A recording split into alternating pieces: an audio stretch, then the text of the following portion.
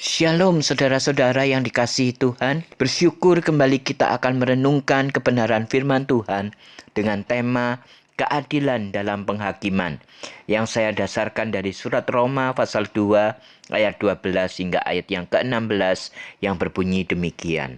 Sebab semua orang yang berdosa tanpa hukum Taurat akan binasa tanpa hukum Taurat. Dan semua orang yang berdosa di bawah hukum Taurat akan dihakimi oleh hukum Taurat. Karena bukanlah orang yang mendengar hukum Taurat yang benar di hadapan Allah, tetapi orang yang melakukan hukum Tauratlah yang akan dibenarkan.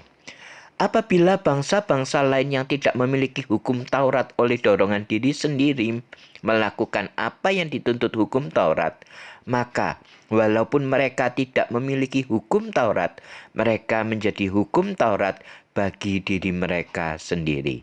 Sebab dengan itu mereka menunjukkan bahwa isi hukum Taurat ada tertulis di dalam hati mereka, dan suara hati mereka turut bersaksi, dan pikiran mereka saling menuduh atau saling membela.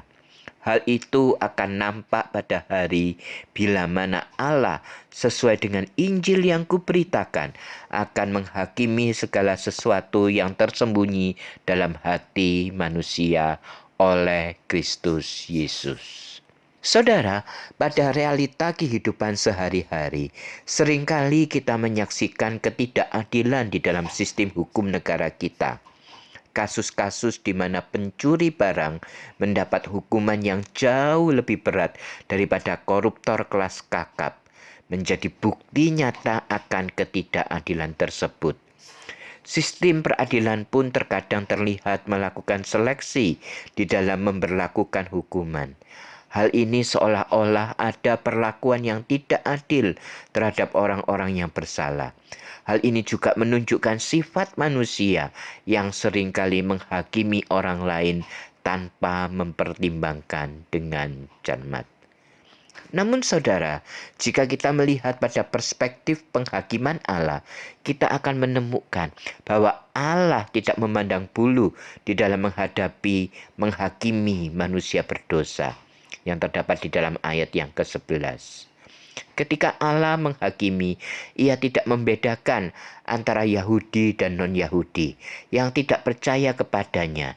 Namun demikian, Allah menetapkan dua standar penghakiman yang berbeda sesuai dengan keadilannya.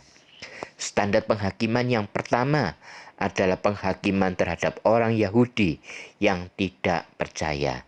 Mereka ini akan dihakimi berdasarkan hukum Taurat, bukan hanya karena mereka mendengar hukum Taurat, tetapi karena mereka melakukannya. Ayat 12b hingga ayat yang ke-13. Sementara itu, standar penghakiman kedua adalah penghakiman terhadap orang non-Yahudi yang belum percaya.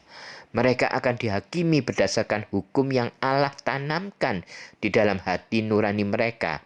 Bisa kita baca di ayat 12a dan ayat 14 hingga ayat yang ke-15. Hal ini menunjukkan bahwa hukum Allah itu ada di dalam hati nurani setiap manusia.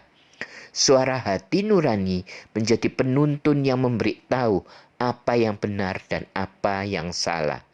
Dan hal ini akan menjadi dasar penghakiman terhadap manusia yang tidak percaya, yang bisa kita dapatkan di dalam ayat 15b. Oleh karena itu, tidak ada seorang pun yang dapat luput dari penghakiman Allah. Nah saudara, melalui pemahaman akan keadilan dalam penghakiman Allah ini, marilah kita memperhatikan orang-orang di sekitar kita. Berapa banyak di antara mereka yang masih belum mengenal Tuhan. Mari kita jangkau mereka sebelum tiba waktunya Allah untuk menghakimi dan menjatuhkan hukumannya bagi setiap orang yang belum percaya kepada Yesus Kristus. Kiranya Tuhan menolong kita. Amin.